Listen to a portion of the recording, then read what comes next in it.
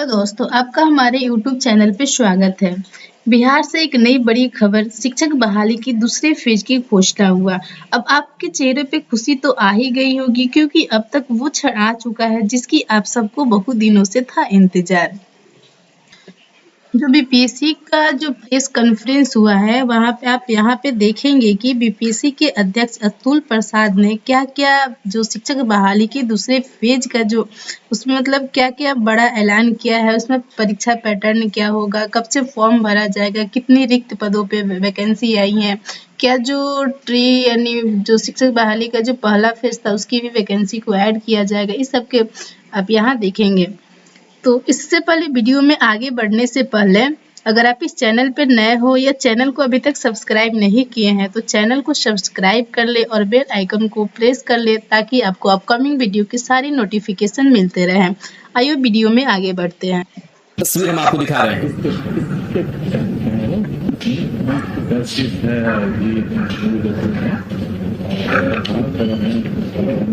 बहाली के दूसरे फेज की घोषणा होगी। अतुल प्रसाद जो चेयरमैन है बीपीएससी के, वो आपको नजर आ रहे होंगे। बहाली की रिक्तियां मिलते ही प्रेस कॉन्फ्रेंस में आप सभी लोगों का स्वागत है।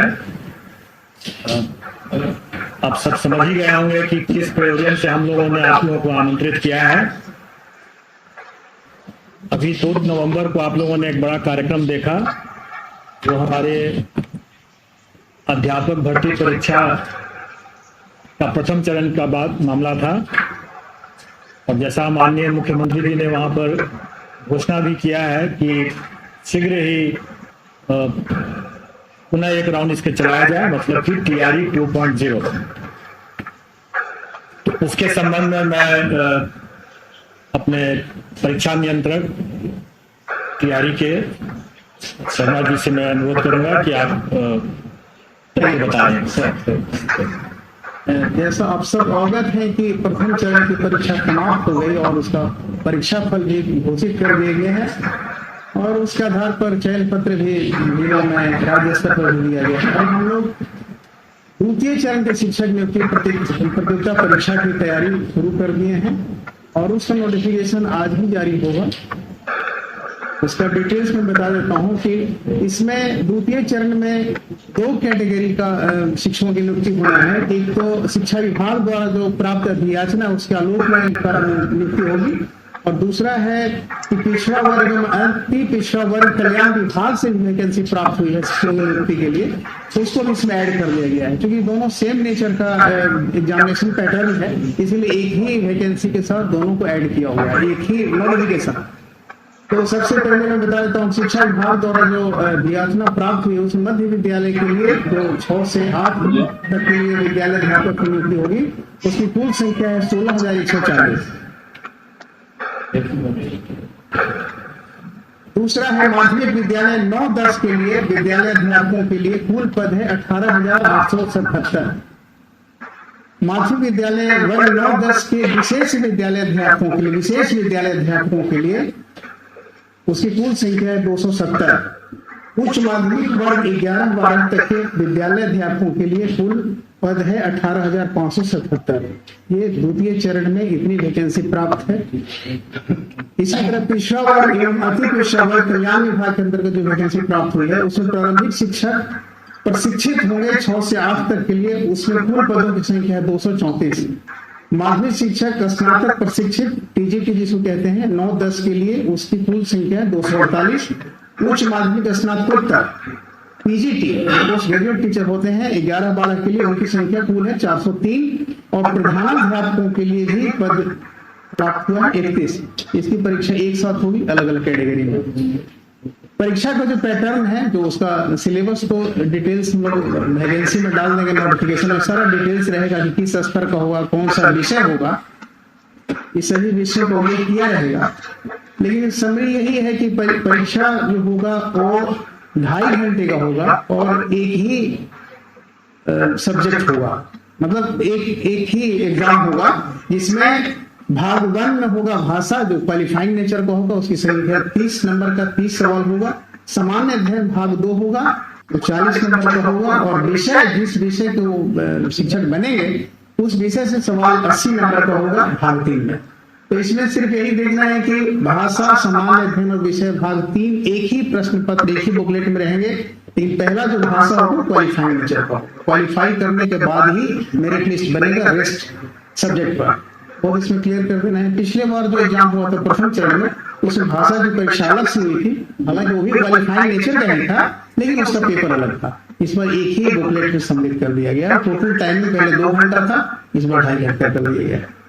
ऑनलाइन आवेदन पत्र भरने की जो संबंधित तिथि है, निबंधन एवं भुगतान प्रारंभ करने की तिथि 5/11 से 14/11 कल से शुरू होगा। निबंधन और फॉर्म शुल्क जमा करने की तिथि 5/11 से 14/11, विलंब शुल्क के साथ निबंधन एवं भुगतान की अंतिम तिथि 17/11 होगी। 3 दिन और बढ़ा दी हम लोग नोटिफिकेशन में। ऑनलाइन आवेदन प्रारंभ करने की तिथि 10/11/2023, मतलब ये फॉर्म रजिस्ट्रेशन शुरू होगा, लेकिन फॉर्म भरने का जो एक्चुअल होगा वो 10/11 से सिस्टम ऑन हो जाएगा। ऑनलाइन आवेदन भरने की अंतिम तिथि है 25/11, लेकिन इसमें ये नोट करना बहुत जरूरी, इस बार का डेट एक्सटेंड नहीं हुआ, क्योंकि हम लोग बहुत कम और सीमित समय में एग्जामिनेशन लेकर एग्जामिनेशन क्लियर करना है, रिजल्ट भी निकालना है टाइमली। तो इसीलिए इस बार हम लोगों ने कोशिश किया है कि 25/11 जो टाइम होगा वो उसके बाद एक्सटेंड नहीं करें, जो भी करना है 25/11 के अंदर ही करना है। ये इसका मुख्य बिंदु है। और सर बहुत होगा कि डिटेल्स इसमें मैं थोड़ा सा सप्लीमेंट कर देना चाहूंगा। पहली बात कि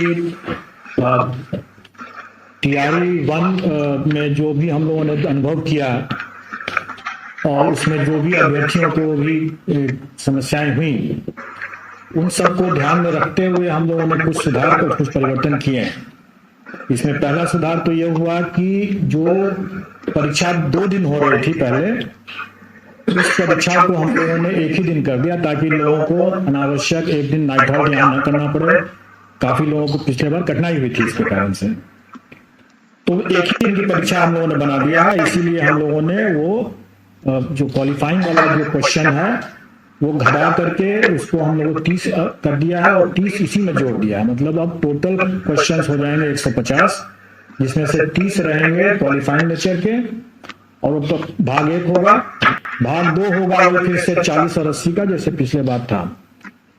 और इसके इस परिवर्तन से और हम लोगों ने परिवर्तन किया है कि 2.5 घंटे की तो खैर परीक्षा होगी, लेकिन जो टाई ब्रेकर जो इस बार हम लोगों ने देखा कि टाई ब्रेकर में हमें कुल प्राप्तांक जब एक समान हो जाते हैं, तो टाई ब्रेकर हम लोगों ने डेट ऑफ बर्थ हमारा था और उसके बाद अल्फाबेटिकल ऑर्डर में नाम था। तो इस बार हम लोगों ने इसमें थोड़ा सा परिवर्तन किया है और टाई ब्रेकर इस तरह से रहेगा कि चूंकि भाषा वाला तो 30 नंबर वैसे भी क्वालिफाइंग नेचर का मेधा में नहीं जुट रहा है, इसलिए टोटल फुल मार्क्स तो 120 नंबर ही होंगे, जो भाग 2 और भाग 3 को जोड़ करके होगा। उसके बाद जब इसमें जब टाई हो जाएगा तो फिर हम मेन पेपर का जो प्राप्तांक होगा भाग 3 का जो होगा उसका जिसका ज्यादा होगा उससे हम वो टाई ब्रेकर बनाएंगे, और अगर वो भी अगर बराबर हो गया तो फिर दूसरा टाई ब्रेकर फिर बनेगा, जो भाषा जो क्वालिफाइंग नेचर का है उसमें जिसको ज्यादा नंबर आएगा वो सेकंड टाई ब्रेकर पॉइंट बनेगा, और उसके बाद फिर तब डेट ऑफ बर्थ और तब फिर अल्फाबेटिकल ऑर्डर में नाम। तो इससे क्या होगा कि मेधा को हम लोग ज्यादा मतलब तरजीह दे रहे हैं, ज्यादा प्रायोरिटी दे रहे हैं। इसके अलावा जो क्वालिफाइंग का जो 30% जैसे उसका पास मार्क्स रहेगा वो यथावत रहेगा, और विद इन दैट 30 जो है क्वेश्चन जो होगा उसके अंदर 8 क्वेश्चन जो रहेंगे वो अंग्रेजी के रहेंगे और 22 क्वेश्चन जो रहेंगे वो हिंदी के रहेंगे। उसी 30 क्वेश्चन में 8 क्वेश्चन जो रहेंगे वो अंग्रेजी के रहेंगे और 22 क्वेश्चन जो रहेंगे वो हिंदी के रहेंगे। टोटल 30 का रहेगा, लेकिन अब 9 नंबर उसमें क्वालिफाइंग रहेगा उसका।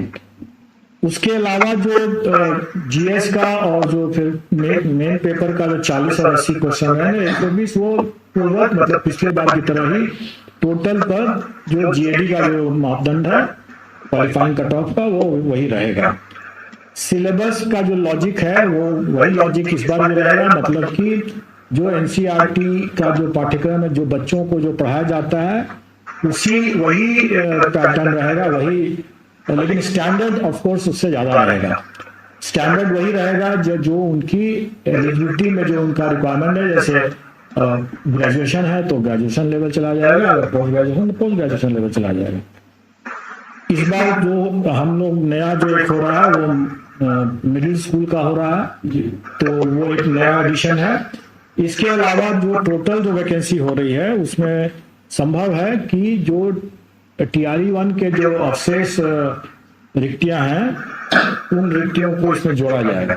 लेकिन इसको थोड़ा सा ये कंफ्यूज ना करें कि TRE-1 के जो अवशेष रिक्तियां वही हैं जिसमें कि नियुक्ति संभव ही नहीं है, लेकिन जो डॉक्यूमेंट वेरिफिकेशन के दौरान जो रिक्ति उत्पन्न होगी, जो ड्रॉप आउट्स होंगे या डॉक्यूमेंट वेरिफिकेशन में जो असफल होंगे, उससे जो उत्पन्न होगी जो रिक्ति, उस रिक्ति को पहले हम सप्लीमेंट्री रिजल्ट से ही पूरा करेंगे, और अगर नहीं कैंडिडेट मिलेगा तभी वो रिक्ति जो है वो राउंड 2 में जाएगा, मतलब TRE-2 में तभी जाएगा। तो दोनों तरह की रिक्ति है, लेकिन उसके बावजूद भी आप लोगों ने देखा ही होगा कि चूंकि STET की परीक्षा 2019 के बाद नहीं हुई थी, तो कई विषय में ऐसे थे जिसमें कि कैंडिडेट्स बहुत कम थे और रिक्तियां ज्यादा थी। इसलिए स्वाभाविक है कि उसमें हम कभी भी हम पूरी रिक्ति को तो भर नहीं सकते थे, तो वो रिक्ति तो खाली ही रहना था। तो वो रिक्ति जब खाली है तो वो रिक्ति TRE-2 में आ जाने की संभावना है, और उसमें जब जैसे ही शिक्षा विभाग हमें बताएगा वैसे ही हम लोग इसको भी जोड़ देंगे। तो हमारे विज्ञापन में भी ये रहता ही है शर्त कि ये घर बढ़ सकता है, उसी हिसाब से रहेगा।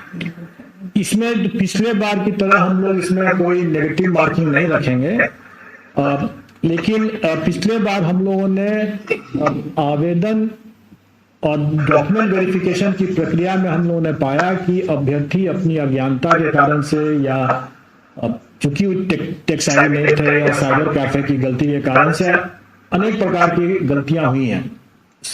उसके कारण से कई प्रक्रिया हमारी बाधित हुई है और उनको भी काफी कठिनाई हुई है, और एक बहुत बड़ा मसला रह जाता था हमेशा कि उसके डॉक्यूमेंट ही कभी सही नहीं हो पा रहे थे। तो कैसे उसकी जांच की जा सकेगी? अगर बार बार परिवर्तन करने की मांग करेंगे, बार बार बोलेंगे कि कभी साइबर कैफे से गलती हो गया, कभी कुछ हो गया, कभी कुछ हो गया, तो स्वाभाविक है कि ये सब को इन सब परेशानियों को देखते हुए ही हम लोगों ने इस बार आवेदन जो के 2 चरण में ले रहे हैं। पहले हम निबंधन करवा रहे हैं, और निबंधन हम तुरंत करवा रहे हैं, और इसलिए उसका जो डेट दिया गया है 5 से 14 तारीख तक के लिए। और ये आप अपना निबंधन कर दें, अपना जो भुगतान करना है वो कर दें, और आपको फिर अपना जो डॉक्यूमेंट वगैरह सब जो डिटेल में जो देने की जो बातें हैं उसके लिए आपको पर्याप्त समय है, और वो समय आपको 25 नवंबर तक के लिए है। वो समय 25 नवंबर तक के लिए, ताकि आप अपना सर्टिफिकेट वगैरह जो भी लेना है आप लेकर के आ जाएं, और 25 नवंबर तक में आपको जमा करने का आपको अवसर रहेगा।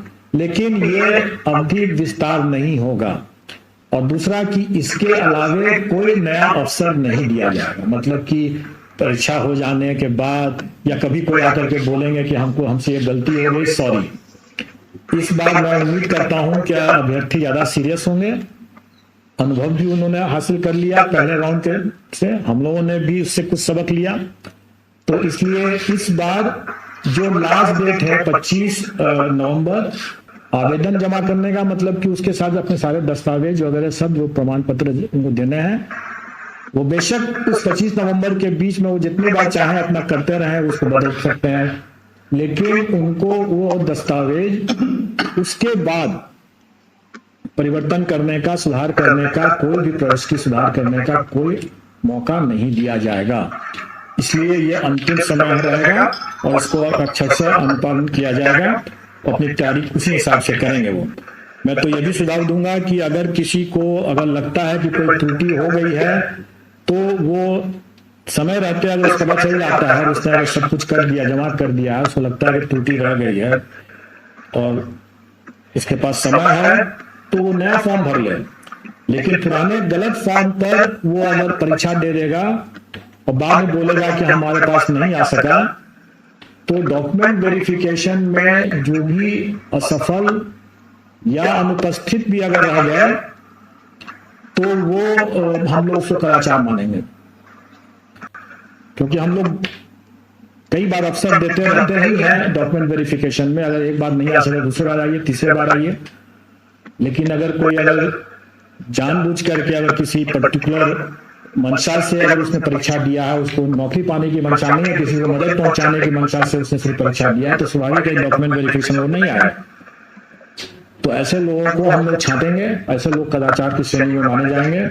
इसलिए बेहतर यह होगा कि वो अगर गलती हो गई है उनसे और उनको समय नहीं है सुधार करने का, तो वो परीक्षा में भाग न लें। परीक्षा में भाग लें तो अपनी पूरी जिम्मेवारी के साथ भाग लेंगे कि उनके सभी दस्तावेज सही हैं, क्योंकि अगर गलत पाए जाने पर कदाचार के दोषी मानते हुए उनको आगे की परीक्षाओं के लिए निवार कर दिया जाएगा। एक और ये है कि इस बार हम लोगों ने कैंडिडेट को, चूंकि हम मानते हैं कि इसके जो अभ्यर्थी हैं उतने अनुभवी नहीं थे, अमूमन हमारे जो कंबाइंड सिविल सर्विसेज और दूसरी परीक्षाओं के अभ्यर्थी ज़्यादा इस मामले में अनुभवी हैं, इसलिए OMR में वो अपने रोल नंबर, सीरीज और सब्जेक्ट कॉम्बिनेशन लिखने में गलती नहीं करते हैं, ट्राई नहीं करते हैं। लेकिन इस बार इन लोगों ने, काफी बड़ी संख्या में इन लोगों ने गलती किया, और उस गलती को पहचानने और उसको चिन्हित करने कि भाई ये OMR किस कैंडिडेट का उसका रोल नंबर ही गलत है, तो ये हमारे लिए काफी बड़ी समस्या थी। और इस समस्या के हिसाब से हम लोगों ने उसमें कोशिश किया कि उसको चिन्हित कर सकें।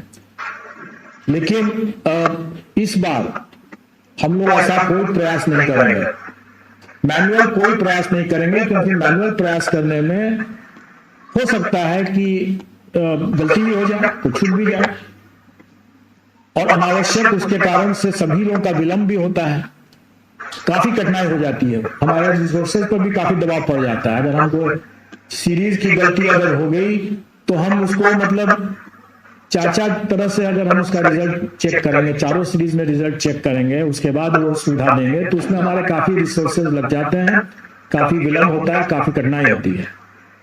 कई मामलों में सब्जेक्ट कॉम्बिनेशन लोगों ने गलत कर दिया, और सब्जेक्ट कॉम्बिनेशन का हमारे पास में कोई दूसरा विकल्प नहीं था उसको चेक करने का। तो कई लोग का हो सकता है कि वो सोच रहे हो कि हमने इस सब्जेक्ट कॉम्बिनेशन से एग्जाम दिया और हमको ज्यादा नंबर आ रहा है अपने आंसर की को देख करके, और उनको हो सकता है कि उसमें काफी कम नंबर आया, क्योंकि वो सब्जेक्ट कॉम्बिनेशन गलत कर बैठे हों। मैंने भी कुछ लोगों का देखा, आप लोग के चैनल के माध्यम से देखा कि कुछ लोग अपना दिखा रहे हैं कि मुझे हाई स्कूल में तो हमें अच्छा 50-60 नंबर आ गए, और हायर सेकेंडरी वाले में मात्र 19 ही नंबर आ गए। तो अब अगर कोई सब्जेक्ट कॉम्बिनेशन के और इस तरह की कोई गलती कर देता है, तो स्वाभाविक है कि उसको नंबर तो बहुत खराब आ जाएगा फिर, और सब्जेक्ट कॉम्बिनेशन का कोई सुधार हम नहीं कर सकते, क्योंकि हम कोई चेक नहीं कर सकते, क्योंकि उसमें सिर्फ गोला बैठाना था, कोई और चीज नहीं, लिखना नहीं था। अब गोला ही गलत बैठा दिया उसने तो गलत हो गया उसके बाद, और तो कुछ लिखना नहीं था उसमें। तो ऐसी स्थिति में हम लोग, या भाषा में भी इस तरह से लोगों ने गलती किया, भाषा जो गोला बैठाया वो कुछ और है और कुछ दे रहा है कुछ और है। तो इस तरह की गलतियों को हम लोगों ने कहा कि इस बार हमें काफी कठिनाई आई उसको छांटने में, उसको देखने में, चेक करने में। तो इस बार हम उम्मीद करते हैं कि अभ्यर्थी ज्यादा सतर्क रहेंगे, और मैं पहले से आप लोगों के माध्यम से आगाह करना चाहूंगा कि इस बार हम लोग ऐसा कोई प्रयास नहीं करेंगे चेकिंग करने का। अगर वो सिस्टम अगर उसको नहीं चेक कर रहा है तो नहीं कर रहा है, अगर वो गलत कर रहे हैं तो गलत कर रहे हैं। और इसके लिए हम लोगों ने एक उपाय ये भी सोचा, ताकि अभ्यर्थी भी वहां पर गलती ना करें, हम लोग आवेदन लेते समय ही ये सूचना ले रहे हैं। आपको फिर से बता दें कि जो क्लास 6 से 8 के क्लास के लिए जो रिक्त पदें आई हैं 16,140 आई हैं, और 9 से 10 क्लास के लिए 18,877 पद आई हैं, और कक्षा 11 से 12 के लिए 18,577 पद आई हुई है। और इसमें किसी भी तरह का कोई नेगेटिव मार्किंग नहीं है। और जो पहला चरण का जो पेपर था कि उसमें एक क्वालिफाइंग पेपर जो अलग लिया जाता था वो इस बार अलग नहीं लिया जाएगा, दोनों को एक साथ कंबाइन करके 150 नंबरों का पेपर लिया जाएगा, जिसमें से 30 नंबर का जो होगा आपका क्वालिफाइंग पेपर जो होगा उसमें से आपको 9 नंबर लाना होगा, और 120 नंबर का आपका जनरल पेपर होगा जिस पे आपकी मेरिट बनेगी। और इसमें जो है यानी जो ऑनलाइन आवेदन करने का जो रजिस्ट्रेशन और फी पेमेंट करने का जो डेट है 5 नवंबर से स्टार्ट हो रहा है और 14 नवंबर तक कर लेना है और विलम्ब शुल्क के साथ आप 17 नवंबर तक रजिस्ट्रेशन और फी पेमेंट कर सकते हैं और ऑनलाइन आवेदन भरने की जो अंतिम तिथि है वो 25 नवंबर तक है और जो परीक्षा की संभावित तिथि है वो 7 से 12 दिसंबर के बीच में होगी। हमारे चैनल पे बने रहने के लिए धन्यवाद।